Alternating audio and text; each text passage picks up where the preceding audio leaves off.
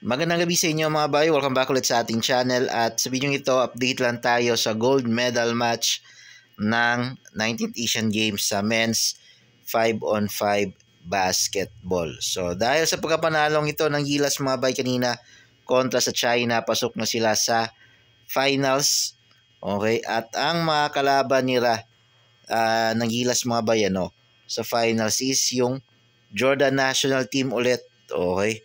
So, sa mga hindi nakakaalam, parehong Group D itong dalawang team na to. Okay, so mula sa grupo natin yung maghaharap sa gold medal match. Okay, so kumbaga, eto na yung round 3 ng paghaharap ni Justin Brownlee at ni Richard Hollis Jefferson mga bay.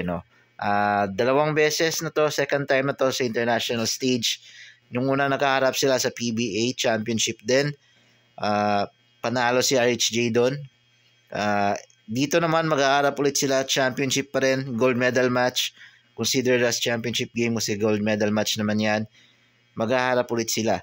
2-0, makakabawi na kaya si Brownlee dito kay RHJ. Feeling ko mga bay, makakabawi. Napanood na natin to Para tong nangyari nung SEA Games, nung tinalo tayo ng Cambodia sa group stage. Pero pagdating ng championship, tinambakan natin sila. So feeling ko ganun yung mangyayari dito matutulad to sa Cambodia versus Gilas ng SEA Games. And I think Gilas na yung mananalo dito sa gold medal match. Hindi na papayag si Justin Brownlee na matalo siya sa pangatlong pagkakataon. Okay? So tingnan natin mga bay kung magagawa ba ng Gilas Pilipinas yung makabawi dito sa Jordan. So yung laban nila mga bay is October 6, Friday. Yan.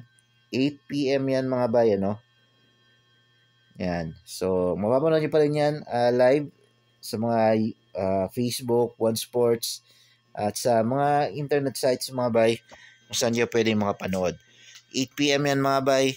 Sure na yung silver natin dyan.